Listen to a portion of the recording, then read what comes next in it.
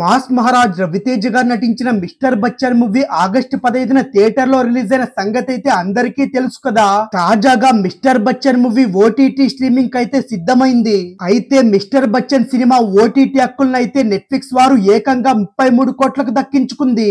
ఈ cinema flop కావడంతో నెల రోజుల్లోనే స్ట్రీమింగ్ చేయాలని ఓటీటీ ప్లాట్ఫామ్ అయితే భావిస్తుంది. అయితే సెప్టెంబర్ 12నే మిస్టర్ బచ్చన్ సినిమా నెట్ఫ్లిక్స్ లో స్ట్రీమింగ్ కాబోతున్నట్టు వార్తలు వస్తున్నాయి. అయితే దీనికి సంబంధించిన అధికారిక ప్రకటన అయితే త్వరలో రాబోతున్నట్టు కూడా తెలుస్తుంది. హరీష్ శంకర్ దర్శకత్వంలో మాస్ మహారాజ్ రవితేజ గారు హీరోగా, భాగ్యశ్రీ బోల్స్ హీరోయిన్ గా నటించగా ఈ మూవీ బాక్స్ ఆఫీస్ దగ్గర అయితే దారుణంగా బోల్తా పడింది. అయితే ఈ సినిమా ఓటీటీ హక్కులు మాత్రం నెట్ఫ్లిక్స్ వారైతే ఏకంగా 33 కోట్లకు దక్కించుకుంది. అయితే ఈ సినిమా ఫ్లాప్ కావడంతో నెల రోజుల్లోనే స్ట్రీమింగ్ చేయాలని కూడా ఓటీటీ సంస్థ భావిస్తుంది.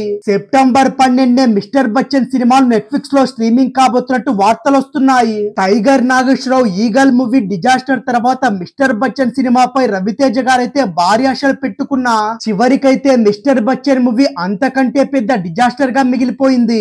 మిస్టర్ బచ్చన్ మూవీ బాలీవుడ్ లో అజయ్ దేవగన్ నటించిన రైడ్ అనే సినిమాకు రీమేక్ గా తెరకెక్కించారు. హిందీలో ఆ సినిమాకైతే మంచి రెస్పాన్స్ రాగా తెలుగులో మాత్రం రవితేజ గారికైతే భారీ డిజాస్టర్ గా మిగిలిపోయింది. హిందీ రైడ్ మూవీ కమర్షియల్ అంగులకైతే దూరంగా ఉంటుంది. ఇందులో ఎలాంటి లవ్ స్టోరీలు ఉండవు. సినిమా కథ చాలా వరకు ఒకే ఇంట్లో సీరియస్ కోణంలో సాగుతుంది. ఇలాంటి కథను రీమేక్ చేయాలంటే చాలా ధైర్యమే కావాలి. కాకపోతే మిస్టర్ బచ్చన్ సినిమాతో హరీష్ శంకర్ అయితే ఆ సాహసానికి కూడా సిద్ధపడ్డాడు. రైడ్ సినిమాలోని మూల కథను తీసుకుని తనదైన స్టైల్లో ట్రీట్మెంట్ అయితే రవితేజ గారి అభిమానులు అయితే మెప్పించేలా మిస్టర్ బచ్చన్ మూవీని అయితే రూపొందించాడు. కామెడీ, రొమాన్స్, లవ్ ట్రాక్లను జోడిస్తూ పక్కా కమర్షియల్ ఎంటర్టైనర్ మూవీగా మలచడం జరిగింది. ఇందులో రవితేజన్ అయితే నిజాయితీ పడిన ఐటీ అధికారిగా చూపిస్తూ ఇంట్రడక్షన్ సీన్ లో చూపిస్తారు. కాకపోతే అక్కడే పెద్ద దెబ్బ కొట్టింది. మిస్టర్ బచ్చన్ మూవీలో కమర్షియాలిటీ కోసం అయితే దర్శకుడు చేసిన మార్పుల్లో కొన్ని బెడిసి కొట్టినట్టు అనిపిస్తుంది. సీరియస్ కథను నడిపించాల్సిన చోటైతే కామెడీని అయితే ఇరికించి ఆడియన్స్ అయితే ఎంటర్టైన్ చేయాలని హరీష్ శంకర్ అనుకోవడం అయితే పెద్దగా ఆకట్టుకోలేదు. కీలకమైన చెమ్మక్ చంద్ర ట్రాక్ అయితే నవ్వించలేకపోయింది. ఫస్ట్ హాఫ్ కథకైతే సంబంధం లేకుండా సాగిన ఫీలింగ్ కలుగుతుంది. హీరో హీరోయిన్ లవ్ స్టోరీలో హిందీ పాటలు ఎక్కువ కావడం మరో బ్యాక్ డ్రాప్ గా నిలిచింది.